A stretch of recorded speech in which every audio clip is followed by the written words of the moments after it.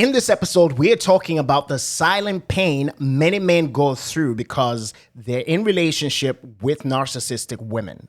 And we're going to unpack 10 cold truths that every man needs to hear.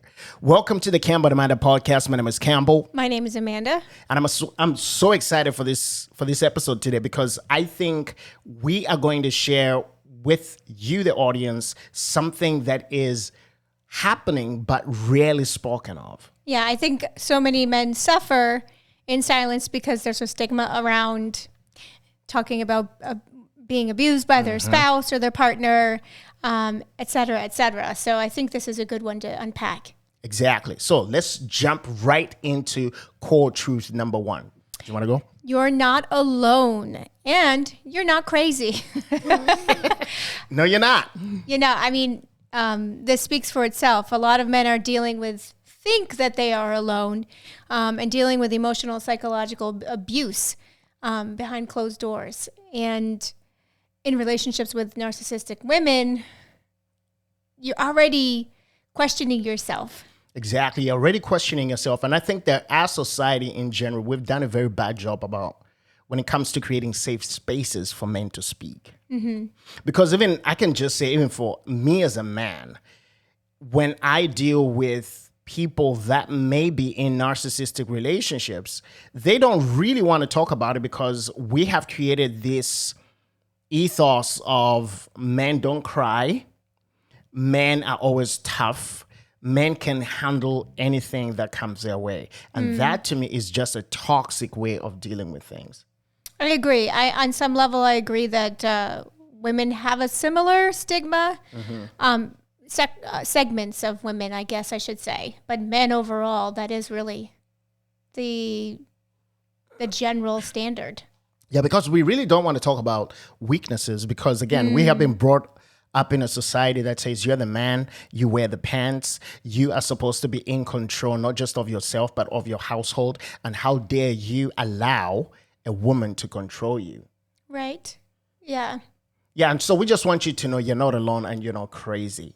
And then secondly, narcissistic abuse isn't just a male thing. Right. We often associate it with grandiose men. Mm-hmm. But narcissistic women exist too. They just operate differently, right? They just operate, they're more covert, right? They're more manipulative. They're more emotionally entangling. And so it's just another way of being narcissistic without the bombast that may come from men. I agree. Because it's accepted on a certain level that men can have this toxic level and be okay in the relationship, but women, it's not accepted. Mm-hmm. Everybody will look down upon it. But women are, I don't know, there's just a sneakiness, the tricky trickster kind of behavior about it. Yeah, the manipulation, the emotionally entangling kind of behaviors, covertly doing it. And that's why I think it is hard for many men to realize that they're even in a narcissistic relationship. And even when it is revealed to them or they have this aha moment where they go, oh my gosh, I think she's a narcissist, they don't exactly know how to go about it because gaslighting also comes into the picture. Mm-hmm. So you're constantly second guessing yourself because the narcissism doesn't present itself like it would present if it was coming from a man. I agree. I think we have to unpack this a little bit more. What do you mean? Go ahead. What do you mean? What does it look like? And all that. I think we're going to. We're going to get there. We're going to talk about what it really looks like. But you're right. We need to kind of make it more tangible and descriptive for people. And core truth number 3 is she's not just difficult. She's damaging you. Wow. It's hard to speak. As a woman? As a woman, it's hard to speak on this because, first of all, I don't have firsthand experience. No, you're not narcissistic. Yep. Or have the experience of helping people in narcissistic relationships. I've seen from the outside or I've heard of from the outside, but I don't have that immediate connection. But I mean, I can understand the gravity of the situation. And it is really damaging. It is. These relationships are damaging. They are toxic, and toxicity infects every part of your being. Exactly. And for me, from just an African perspective, I have seen it. I am hearing about it. And that's why I think it was important for me to address it, because I know that it is not just happening in an African context. It's happening even in an American male context. And I think that men haven't just had the language to put around it. And I think that that's why it's important that we kind of give them clues as to what narcissism looks like coming from a woman, and when to realize, like, oh my gosh, I'm in this. And the one thing you need to hear, and oftentimes what I tell people when I hear the story is, first of all, bro, you're not overreacting. You're not making this up.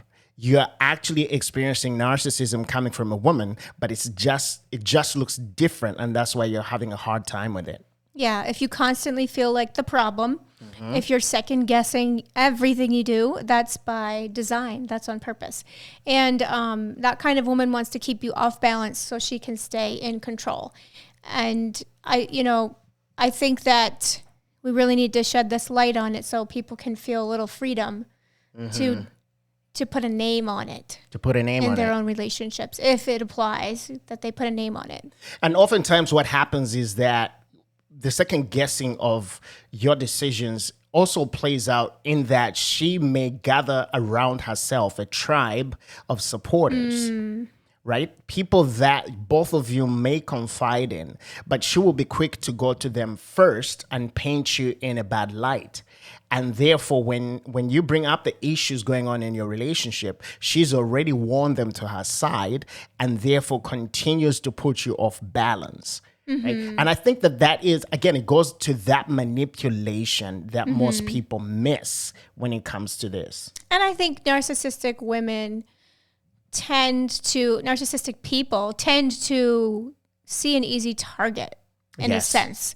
When you're somebody who may be more introverted, more empathic, somebody who may be more, not have that hardline toxic masculinity, for example, who's more of a peacemaker, somebody that could easily be swayed in one way or another. Yeah.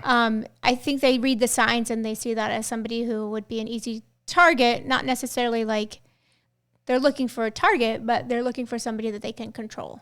Exactly.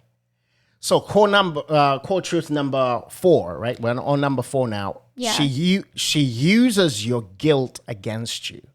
She knows how to twist your words, flip the script, and make you feel like everything's your fault. Yeah. And even her childhood trauma, right? Or financial recklessness, she finds a way of somehow using that against you.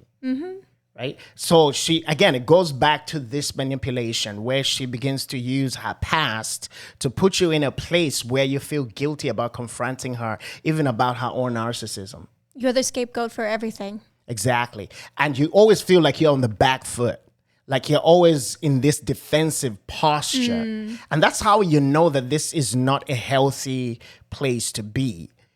So you are in this toxic relationship with a narcissistic woman. Yeah, and I think, again, people who become easier targets for narcissistic personalities also don't always have a strong support system around them, or they are farther, like there's distance between them and their support system, or their relationships are a little bit not as strong. Exactly. And that is actually core truth number 5, right? She strips you of your support system. And if you had any, they're going to be stripped. Yes. Yeah. If you had any, you're going to be stripped. If you're looking for a support system, she's going to stand in the way of that. Because again, it's about making sure that she is the center of your universe and you have nowhere to run to except to the people that are approved by her. And by approved, I mean these are people that are more likely to fight in her corner than in yours. Yeah. Friends are, especially female ones, are a threat. Yes. Always a threat. Always a threat. And now, don't get me wrong. I think that there needs to be boundaries for you as a man in terms of platonic friendships that you have with females. There has to be a boundary in terms of, how you're going to handle those relationships. But this should be a red flag to you if your woman, if immediately goes to, you cannot be friends with any other woman. That is to me like a red flag. And you need to dig a little bit into that. Is this coming from a place of insecurity? Or is this coming from a place of control? Does she want to control me by limiting my circle and taking away the people I would otherwise confide in so that I can remain under her control? Right. Because the people who you would have confided in are not, number one, are probably going to initially be on your side in support of you because you're connected to them. But if she strips you from them, like they also don't have her mindset, her worldview. Exactly. So she doesn't want them in your life. No. And the goal here and the key is isolation. So if I can isolate you from the people that you have come to trust, then I can be more manipulative and I can control you through my narcissism. That's crazy. Right? It's sad. It's incredibly sad. Core truth number 6. Sex becomes a weapon, not a connection. And we've talked about this before. In your relationship, it probably did start as intimacy, but it's become punishment. So the lack thereof, or actually making you perform, over and over, or certain acts. That may be uncomfortable for you. Yeah, right. It's become a weapon.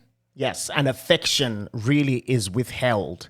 And your natural desire, and your natural desire is used to shame you, right? So if you're a person who has a high sexual appetite, or a person who wants to connect with her more regularly, she will use that against you as a way of saying there's something wrong with you. Because that's what shame does, right? Shame says there is something wrong with you. And again, it goes back to putting you on your back foot, putting you in a place where she can manipulate you, putting you in a place where you can begin to second guess every decision and even your desires and feelings. Right. And question your own needs. Like, what's normal? What's expected? That's completely blurry at this point. You don't even know because her voice is the only voice in the picture. Exactly. And that sexual connection becomes only at her demand.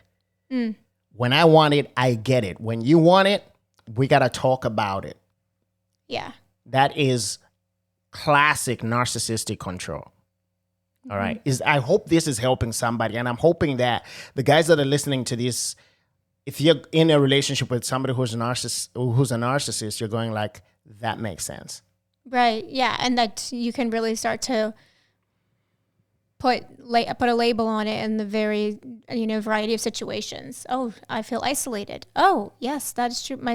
I had a support system. They're not here anymore. Just be able to tick the boxes and understand that that's not normal. That's not normal. All right. Core truth number 7 is that she makes you feel small. So you always have to prove yourself. You're never enough. She talks like she settled. Wow. Right? Like, I had other options, but I settled for you. He married up. Yeah, he married up. Right? Oh, don't forget, you married up. So that is classic narcissistic control. My daddy wanted me to marry somebody else. Yeah, exactly. My daddy wanted me to marry him. Do you know how many men are still attracted to me and would want for me to be their wife? Do you know how many men are willing to do things for me? Come on. That is narcissistic control. And again, you're trying to put your spouse in a place, or your significant other in a place where they begin to feel small, like they don't measure up. It's emotional abuse. Yes, it's emotional abuse.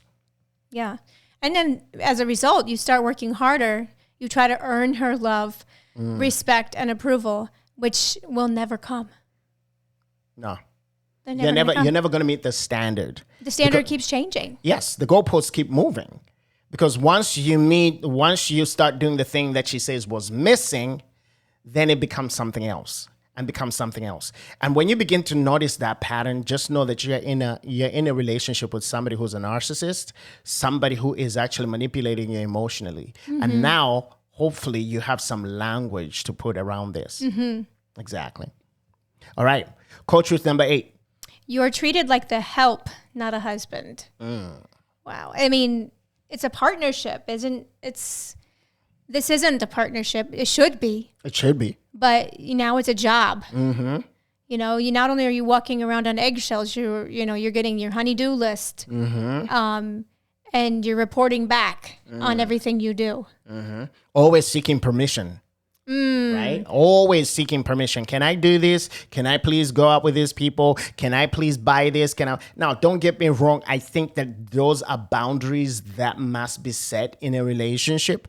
I remember when we got married for the first time, because we didn't earn a lot of money. For the only time. We got married once. Oh, yeah. What did I say? When I remember when we got married for the first time. When we were first married. Full disclosure, this is our 4th marriage. No, it's not. No, but I remember when we got married. Thank you. You're welcome. When we got married, we didn't earn a lot of money. So we really had to ask each other, hey, do we have enough money to do this? Do we have enough money for me to do this? Right? That wasn't manipulation. That was accountability. Right. Right? Go ahead. And even as the marriage continues, or even if you increase your income, it's just a good practice. Yes, it's just a good practice to have. But it's mutual. Yes, but it's mutual. It is not, I'm asking for permission because, if I spend without asking her, then she's going to be mad at me and then have to go back to a war zone at home. Right? So those are things that you have to kind of like consider and pay attention to. And the thing is that she always sees herself as the queen in the relationship that is always supposed to be served. Wow. Right? You are the servant. She never is. And her needs are the only ones that matter. Exactly. Her needs are the only ones that matter. And so her wish becomes your command. And it's so ironic to me when I see this playing out in relationships, because truth be told, most men who are in such a relationship are very strong men outside the context of this relationship. When you look at them in the context of work, they are leaders. They're people that will lead teams and give vision to enterprise. But when they retreat back into that place of their home, which is supposed to be the place of safety and the source of their inspiration, they shrink because they're in a relationship with a woman who's a narcissist. Right. And honestly, not that you want a relationship to break up, but the sad part is that this person has been so emotionally abused that even though he is a strong personality and a strong leader in the workplace and could go elsewhere, he won't because he feels stuck. Yes, he feels stuck. And the danger becomes for such men when they get an audience for their needs outside of the relationship. So it might be a woman at work that comes in and sees them for who they are: strong, supportive, caring, empathetic. And that woman begins to speak life into those areas. And now all of a sudden you're like, my goodness, this is what I've been missing in my life. Therefore, they can begin to drift. They can, but I think that it's hard. I think that even because, like, with women too, once you're in an emotionally abusive relationship, you still feel like something's wrong with you. And you still feel like there's an attachment or desire for an attachment, a longing for an attachment that you maybe once had or you would like to have. I feel like it's hard to break away from abusive relationships, period. Exactly. All right. We can go on and on about that point, but truth number 9 is this, and I think you need to hear this very carefully. She's emotionally empty, and it's not your job to fix her. Right. Understand that. She is emotionally empty, but it's not your job to fix her. All your giving hasn't fixed her. No. It's just made her want more. Want more. And I mean, you can pour your heart out and get nothing in return. Mm-hmm. You will literally work yourself to the bone in the relationship and not get a return, because if she is going to heal emotionally, she has to take 100% responsibility for the person that she has become. Yeah, and unless there's some Damascus Road experience, Exactly. Some traumatic event that happens for her eyes, for her to not be deceived anymore about her place in this world or in the relationship, at least. It's not an impossibility, but it's difficult. It is. And it will only frustrate you because, again, you will do things out of the intention of, I know she's emotionally empty and I need to do something for her, but she will in return give you no empathy. She will in return not even give you an apology. There is almost zero self-awareness as to who she really is, a narcissist. And there will be no change. And again, it would be this endless cycle of frustration for you because you're trying to fix somebody who doesn't want to be fixed. And there's no gratitude, no thankfulness. You're just serving to serve with no return. Exactly. And you will now begin to even kind of blame yourself. Like, what more can I do for this person? What's wrong with me? Why can't I get through to this person? Everybody else in my life at work, they listen to me and they value what I bring to the table. How come this person doesn't? And so you begin to blame yourself. But just realize you cannot fix her without her help. You just can't. No. All right. Last core truth. You want to go? Truth number 10. She uses threats of leaving to keep you in line. Yeah. And that's her favorite threat, right? I'm going to walk out. If you say that to me or if you confront me on that, I'm just going to leave. And it's a power play. It's a power play. It is emotional manipulation, again. And even though you've heard it 100 times, it still chips away at you. But the threat isn't real. No, it's not. But it sure feels it. It sure feels it because, again, you truly care for this person and love them. Yeah. And I mean, even though you have built something together as a servant most of the time, you've built something together. You really have worked hard and invested yourself, over-invested yourself in this relationship. And so it chips away at you. It chips away at you. All right. So I hope that these 10 core truths have been helpful to you.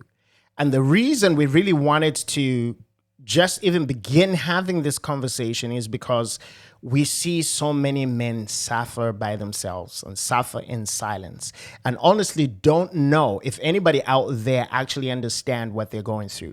And we wanted you to know, yes, we understand what you're going through. And yes, you are not out of your mind. You're not losing your mind. You are in a relationship with a narcissist. And there are things that you can do. But the first step, in my view, is that you have to become aware of this fact and accept it for what it is. Because until you do that, there is nowhere else to go. No, I mean, there's no challenging the situation. There's no healing within the situation. There's no reconciling anything until you are aware that this is what the reality is. Okay. All right, honey, for the final take, I want you to speak from this from a woman's perspective. What would you say to a man out there who is involved in a relationship with a narcissistic woman? Wow. I would say that you are worth more than being on the bottom of somebody else's shoe. You're not a doormat. You're not meant to be a doormat. And you need to dust yourself off and stand up in this relationship and make the choice to stand up, to confront, confront it and set some boundaries. Yeah, we haven't talked about what that would look like, but you have to set some boundaries because people treat you the way you accept. Exactly. That, whatever you accept, they'll continue to treat you that way. So you need to start stand up and start setting some boundaries. Don't let yourself be a doormat anymore.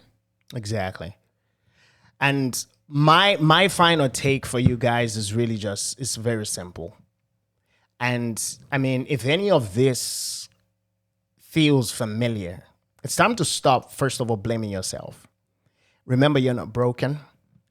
You're being emotionally controlled. And you don't have to live this way.